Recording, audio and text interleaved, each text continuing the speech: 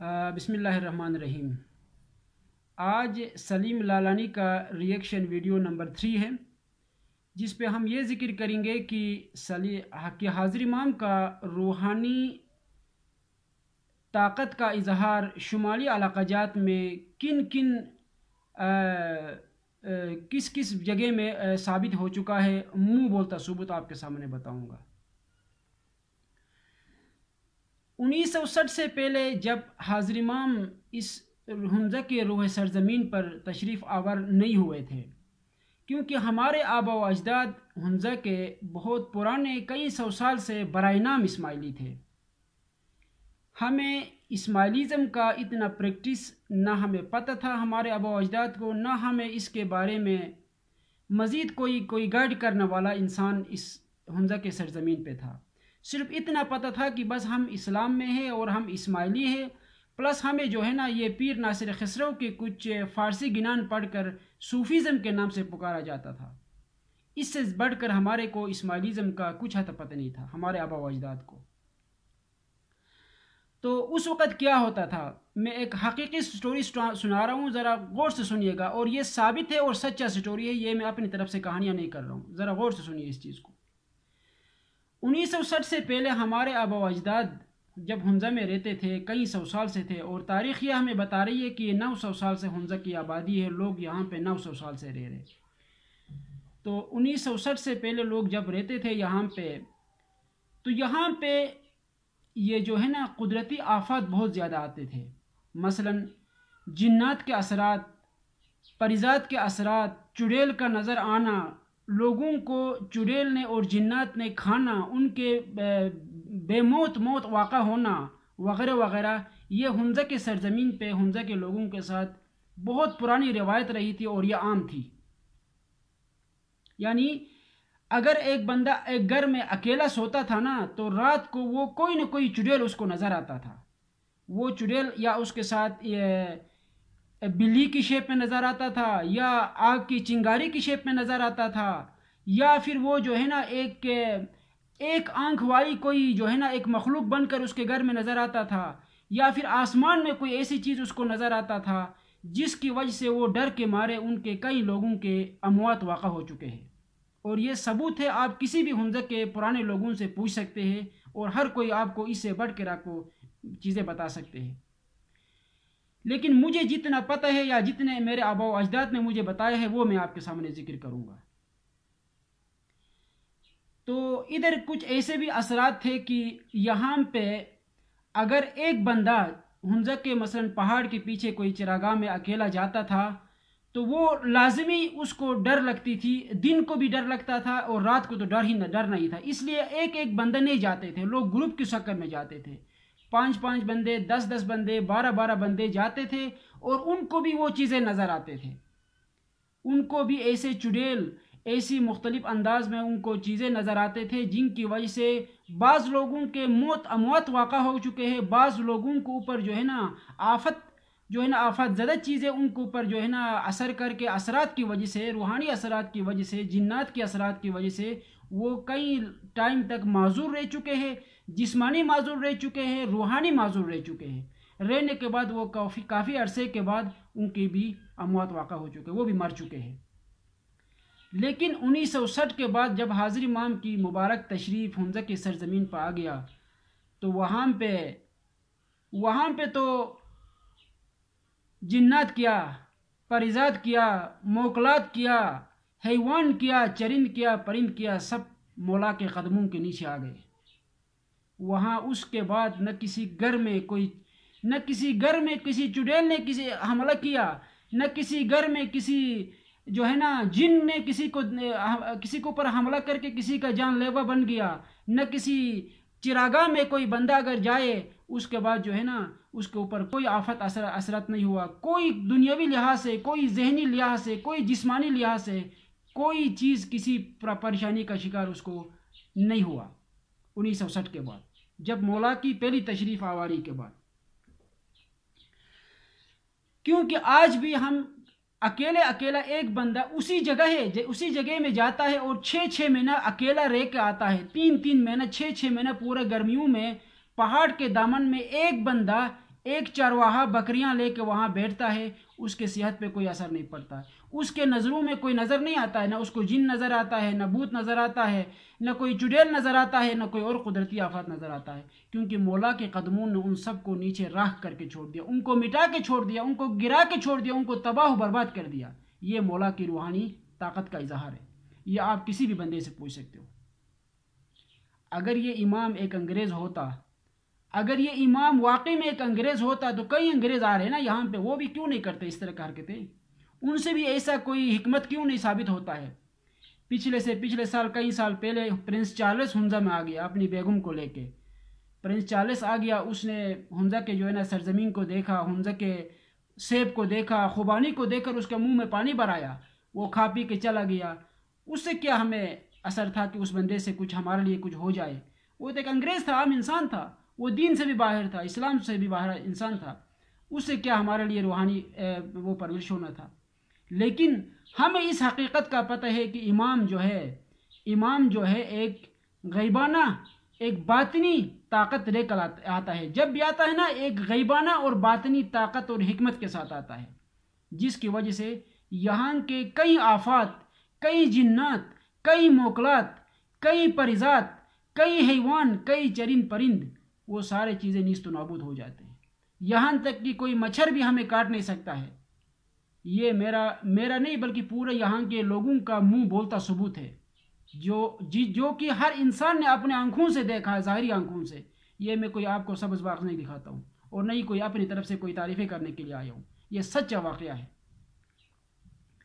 دوسرا ایک اور واقعہ میں بتاتا ہوں حضرت امام کے بارے۔ یہاں پہ جتنے بھی اہل سنت برادری اور شیعہ برادری ہے نا، یہ جو بڑے لوگوں کی بات کر رہا ہوں، چھوٹے چھوٹے لوگوں کی نہیں۔ مثلا یہاں پہ گلگت میں یا ہنزا میں جو میر فیملی ہوتا ہے، راجہ فیملی ہوتا ہے، یا سرکار کے بڑے افسران ہوتے ہیں، جب بھی حضرت امام تشریف لاتے ہیں گلگت ایئرپورٹ پہ، تو ان کو ریسیو کرنے کے لیے یہاں کے بڑے لوگ جاتے ہیں وہاں پہ۔ تو مجھے ایک یہاں کے راجہ فیملی کا، ایک شیعہ برادری کا ایک بندہ ہے، اس نے مجھے آج سے 2 سال پہلے امام کے بارے میں کیا کہا ہے، وہ میں ذرا قصہ سناتا ہوں۔ اس نے مجھے یہ کہا کہ اسماعیل، جب بھی آپ کا امام اس گلگت کے سرزمین پر تشریف آور ہوتا ہے، تو یار ایک عجیب سا ایک کیفیت تیری ہوتی ہے اس پورے عرض پہ۔ کہا، میں نے بولا کہ کیا کیفیت تاری ہوتی ہے؟ اس نے کہا کہ کہتے کہ آپ کو نہیں پتہ، میں ان کو ریسیو کرنے جاتا ہوں ان کو ایئرپورٹ پہ، تو جب بھی میں حضرت امام کو زمین پہ قدم رکھتے ہوئے دیکھتا ہوں، تو ایک ایسا کیفیت میرے اوپر، حالانکہ میں اسماعیلی نہیں ہوں، میں ایک شیعہ کے کمیونٹی سے ہوں، ہم آپ کی امامت کو نہیں مانتے، لیکن جب وہ آتا ہے تو ایک ایسی کیفیت تیری ہوتی آتی ہے کہ ہمارے پاؤں کے نیچے سے زمین پھٹتا ہے، ہمارے پاؤں کے نیچے سے زمین ہلتا ہے، اور ہم ایک ایسا نور نظر آتا ہے کہ ہم ایسا لگتا ہے کہ ہم کہیں اور پہنچ گئے، کسی اور دنیا میں پہنچ گئے۔ یہ امام کی روحانی ایک جلوہ دکھا رہا ہے لوگوں کو۔ یہ سلیم لالانی جیسے لوگوں کو اس کی نہ قدر ہے نہ سمجھ ہے، وہ بہت پیچھے رہ گیا، بہت دور بھاگ گیا۔ یہ میں صرف تعریفیں نہیں کر رہا ہوں، یہ دوسرا ثبوت بتایا، اور انشاءاللہ میں یہاں کے سنی برادری اور شیعہ برادری کے بڑے علماء سے کچھ انٹرویوز لے کے ان کے منہ بولتا ثبوت، ان کو کیا حکمت نظر آیا ہے، وہ سارا ثبوت لے کے نیکسٹ ویڈیو میں آپ کو انشاءاللہ ان کے اپنی زبان سے بولی ہوئی باتیں آپ کے ساتھ شیئر کر کے پھر آپ کو بتاؤں گا کہ امام میں کوئی روحانی طاقت ہے یا یہ کوئی فرانس کا انگریز ہے۔ پھر اس وقت آپ کو پتہ چلے گا، جب لوگ کہیں گے نا تھرڈ پارٹی پہ لوگ بلیو کرتے اس چیز سے، کیونکہ وہ عقیدے میں وہ لوگ اسماعیلی نہیں ہوتے۔ پھر مجھے کہتا ہے کہ اسماعیل، آپ دیکھو آپ کے امام کی مہربانی سے اس پورے گلگت میں سماجی لحاظ سے کتنا بڑا چینجنگ آیا۔ میں نے بولا کیا چینجنگ آیا؟ کہتا ہے کہ میرے 3 بھتیجے تھے، ایک لڑکا جو ہے پبلک سکول میں پڑھتا تھا، وہ گورنمنٹ سکول میں پڑھتا تھا، 2 لڑکے میرے جو تھے وہ آغا خان ہائر سیکنڈری سکول میں پڑھتا ہے، جو کہ حاجی امام کا سکول ہے، آغا خان کا سکول ہے۔ آج ان کی فیوچر کی طرف دیکھوں تو پبلک سکول والا جو میرا بھتیجا ہے وہ ابھی تک بیکار، بے روزگار ہے۔ پبلک سکول میں پڑھنے والا، سرکار میں اور پرائیویٹ اداروں میں پڑھنے والا، حالانکہ اچھا خاصا اس کے اوپر ہم نے بھی خرچہ کیا ہے، وہ بیکار ہے، بے روزگار ہے، دکان چلاتا ہے۔ جبکہ جن میرے بھتیجوں نے آپ کے آغا خان ہائر سیکنڈری میں پڑھ چکے تھے، ایک امریکہ میں ہے اور دوسرا دبئی میں ہے۔ امریکہ میں جو سیلری لے رہا ہے وہ 15 لاکھ 18 لاکھ پر منتھ تنخواہ لے رہا ہے، جس میں سے 10 لاکھ روپے ہمارے گھر کو بھیج رہا ہے، اور دبئی میں جو لے رہا ہے وہ 4.5 لاکھ سیلری لے رہا ہے، جس میں سے وہ ہمیں 2.5 لاکھ 3 لاکھ پر منتھ گھر والوں کو بھیج رہا ہے۔ تو امام کی روحانی طاقت کا حضور ثبوت نہیں تو پھر کیا ہے؟ یہ امام کی مہربانی نہیں تو پھر کیا ہے؟ امام کی حکمت نہیں ہے تو پھر کیا ہے؟ امام کا عقلی آنکھ نہیں ہے تو پھر کیا ہے؟ امام کا کمالات اس ناردرن ریاض اور نہ صرف اسماعیلیوں کے اوپر بلکہ نون اسماعیلیز کے اوپر بھی امام کا کرم ہے نہیں ہے تو پھر کیا ہے؟ یہ اس بندے کے الفاظ ہیں۔ میں اس کو ایک دفعہ اس کا کان پکڑ کے لا کے اس کا انٹرویو کروا دوں گا، سلیم لالانی صاحب آپ نے کیا سمجھا ہے، کیا مذاق بنایا اسماعیلی مذہب کو، امام کی حکمت کو تم نے کیا سمجھا ہے، میں ابھی آپ کو صحیح سمجھاؤں گا، پھر تجھے پتہ چلے گا، وہ جو ہے نا تمہیں احساس ہوگا کہ میں نے کیا قدم اٹھایا اور میں نے یہ کیوں اٹھایا، پھر تجھے احساس ہوگا، ٹھیک ہے نا؟ ابھی تک آپ کو امام کی اہمیت، امام کی امامت کی اہمیت تمہیں نہیں پتہ ہے، امام کی اصلیت تمہیں نہیں پتہ ہے، امام کی جو ہے نا حکمت کا، امام کی عقلی علم کا آپ کو نہیں پتہ ہے۔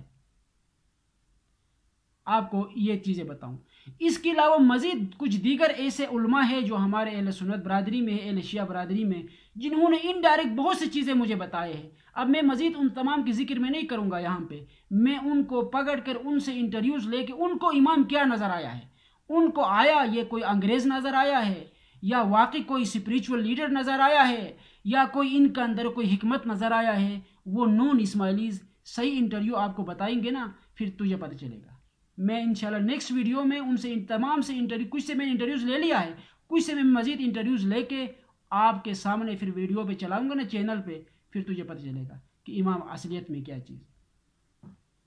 دوسرا سوال میں آپ کو یہ بتاؤں کہ یا علی مدد کا جو ہے لفظی معنی اور لغوی معنی یا باطنی معنی کیا چیز ہے، میں آپ کو بتاتا ہوں، کیونکہ یہ یا علی مدد جو ہے ہمیں حاضر امام نے سکھایا ہے، اس سے پہلے ہمیں کسی امام نے نہ ہی کسی پیغمبر نے سکھایا تھا، نہ مولا علی نے ہمیں یہ بتایا تھا، ایسا کوئی ذکر میری علم میں نہیں ہے کم سے کم کہ یا علی مدد کس نے ہمیں سکھایا۔ یا علی مدد جو ہے ہمیں سکھایا ہے حاضر امام نے، اور یا علی مدد کا لفظی معنی ہوتا ہے کہ علی آپ کی مدد کرے، علی آپ کی مدد کرے،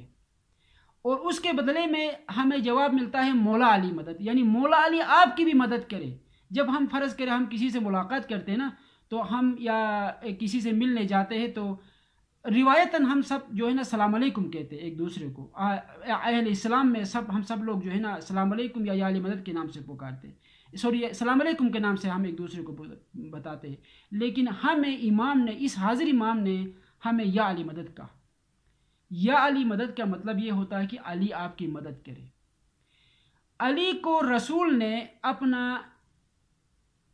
دروازہ بنایا تھا، علم کا شیروں علی اس کا دروازہ ہے، اور رسول کو خدا نے اپنا دین کا جو ہے نا رہبر بنایا تھا، لیڈر بنایا تھا، خدا نے رسول کو اپنا رہبر بنایا تھا، لیڈر بنایا تھا، اور رسول نے علی کو اپنے دیوار بنایا تھا، اپنا دروازہ بنایا تھا، علم کا دروازہ۔ پھر مولا علی نے پھر اس کا جو ہے چابی حاضر امام کے پاس ہے، جس کا نام ہے یا علی مدد۔ اب یا علی مدد میں کتنا وزن ہے میں آپ کو بتاتا ہوں اس سوال میں۔ یا علی مدد ہم سب سے پہلے ہم صرف اور صرف جماعت خانے میں ایک دوسرے کو بولتے تھے، اگر کوئی بندہ جماعت خانے میں چلا جاتا ہے تو وہ یا علی مدد کہہ کر پکارتا تھا، اندر والے لوگ مولا علی مدد کہتے تھے۔ آج ہم نے یا علی مدد کو نہ صرف جماعت خانے کا حد تک رکھا بلکہ پوری دنیا میں اس یا علی مدد کو پھیلایا۔ کیوں؟ کیونکہ ہر انسان کو، ہر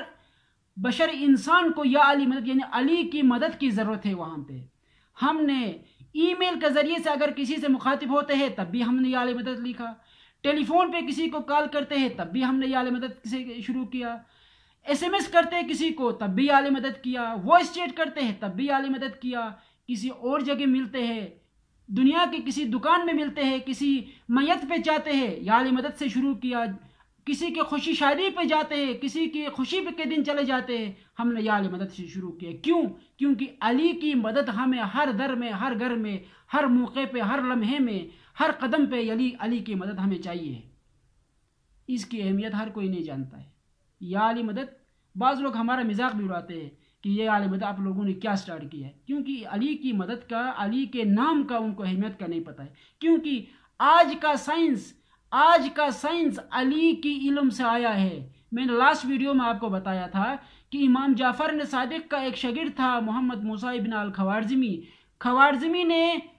الجبر ایجاد کیا تھا، موجد تھا، کیونکہ انہوں نے مولا امام جعفر صادق سے سیکھا تھا، اور وہ علم مولا علی کا تھا، اور وہ جا کے مولا رسول اللہ کا تھا۔ اس لیے یہ یا علی مدد اتنی بڑی چابی ہے، یا علی مدد اتنی بڑی چابی ہے کہ یہ اس چابی سے علی کے دروازے تک پہنچتے ہیں، اس چابی سے رسول کے درگاہ تک پہنچتے ہیں، اس چابی سے خدا کی دیدار کرتے ہیں۔ یہ ایک ایسا چابی ہے، یا علی مدد کا چابی ایک ایسا چابی ہے، میں دوبارہ ریپیٹ کرتا ہوں، ایک ایسا چابی ہے کہ اس چابی جس کے زبان پہ ہے، جس کے دماغ میں ہے، جس کے لفظوں میں ہے، جس کے کانوں میں ہے، جس کے باہوں میں ہے، جس کے ذہن میں ہے، وہ علی کا دروازے اس کے پاس ہی ہے، علی کے دروازے کے قریب جاتا ہے۔ جو علی کے دروازے کے قریب جاتا ہے وہ رسول کے درگاہ کے قریب جاتا ہے، جو رسول کے درگاہ کے قریب جاتا ہے وہ خدا کے دیدار کے قریب جاتا ہے۔ بس اتنی سی بات ہے۔ لوگوں کو یا علی مدد کا اہمیت نہیں پتہ ہے۔ یہ ایک ایسی چابی ہے، یہ ایک ایسی چابی ہے کہ یہ نہ صرف علی کے دروازے کی چابی ہے، بلکہ یہ آسمانوں کے دروازے کھلتے ہیں۔ یہ صرف آسمانوں کے دروازے کھلتے ہیں، بلکہ یہ کائنات کے دروازے کھلتے ہیں، یہ یونیورس کے دروازے کھولتے ہیں، یہ ملٹی ورس کے دروازے کھلنے والا ہے۔ ایک ہی چابی ہے اور وہ ہے یا علی مدد۔ اور وہ سکھانے والا کون ہے؟ حاضر امام ہے، جس کے زبان میں ہے یا علی مدد کی چابی، جس کے جیب میں ہے یا علی مدد کی چابی، جس کے ذہن میں ہے یا علی مدد کی چابی، جس کے کانوں میں ہے یا علی مدد کی چابی، جس کے آنکھوں میں ہے یا علی مدد کی چابی، جس کے سوچ میں ہے، جس کے فکر میں ہے، جس کے مستقبل میں ہے۔ یہ ایک ایسی چابی ہے کہ پوری کائنات کے تمام دروازے کھولنے کا چابی صرف اور صرف یا علی مدد کی چابی ہے۔ علم کی چابی ہے، در کی چابی ہے، خدا کے گھر کی چابی ہے، رسول کے درگاہ کی چابی ہے، علی کے دروازے کی چابی ہے۔ یہ کس نے سکھایا ہمیں؟ کسی انگریز نے سکھایا؟ بتائیے۔ اگر امریکہ کے بش نے سکھایا ہے تو ہاں جی امریکہ کے بش نے سکھایا۔ روس کے ولادیمیر پوٹین نے سکھایا تو بتا دیں ولادیمیر پوٹین نے یہ چیزیں ہمیں سکھایا۔ نہیں جی ہمارا ایران کے کسی بادشاہ نے سکھایا، چین کے موزتن نے سکھایا، یا حضرت امام نے سکھایا؟ اب بتاؤ، امام ایسے الفاظ استعمال کرتا ہے جو ہمارے لیے خدا کے در کی چابی رکھنے والا شخصیت کا نام پرنس کریم آغا خان ہے۔ رسول کے دیوار کا رکھنے والا، مینٹین کرنے والے چابی کا نام پرنس کریم آغا خان ہے۔ رسول کے درگاہ پہ پہنچانے والا دروازے کے چابی کا نام یا علی مدد ہے، جو مینٹین رکھتا ہے وہ پرنس کریم آغا خان ہے۔ یہ آپ لوگوں کو پتہ ہونا چاہیے، یہ کوئی چھوٹی لفظ نہیں ہے۔ یا علی مدد کہنا کوئی ہر بندے کی، ہر گناہگار کے زبان پہ یا علی مدد نہیں آتا ہے۔ یہ چند مومنون کا شیوا ہے، یہ مومنون کی جو ہے نا فطرت میں آتا، مومن کو سمجھ آتی ہے، مومن کے زبان پہ آتی ہے، یہ ہر بندے کو سمجھ نہیں آتی یا علی مدد۔ اب یہاں سے ہی آپ کو پتہ چلے کہ امام کا رشتہ رسول اور علی سے ہے یا نہیں ہے۔ روحانی رشتہ میں نے ثبوت کے ساتھ بتایا کہ کیا کچھ ہو رہا تھا ہمارے علاقے میں، کیا کچھ ہو چکا تھا اور کیا ہونے جا رہا ہے، امام کی مہربانی ہے۔ ورنہ ہم حمزہ والے کچھ بھی نہیں ہے یار، ہم تو بالکل حقیر، غریب، معمولی قسم کے لوگ ہیں۔ ہمیں اس ٹریک پہ چڑھایا بھی ہے نا، اس نور ہستی نے چڑھایا ہے، اس علم کے دروازے نے ہمیں چلایا، اس عقل کے کشتی نے ہمیں سکھایا ہے۔ یہ ایک ایسی چابی ہے نا، خدا کے دیدار کرواتا ہے، اس لیے یہ چابی ہر بندے کو سمجھ نہیں آتی۔ انشاءاللہ آج کے لیے ٹائم کا قدر کرتے ہوئے باقی کچھ چیزیں میں آپ کو بتاؤں گا کہ شرک کا لفظ استعمال کیا آپ نے، شرک کیا چیز ہے وہ پھر میں آپ کو اگلے ویڈیو میں بتاؤں گا کہ شرک کا مطلب کیا ہے، شرک کن لوگوں کو کہا جاتا ہے، وہ انشاءاللہ نیکسٹ ویڈیو میں بتاؤں گا۔ تھینک یو سو مچ، اللہ حافظ۔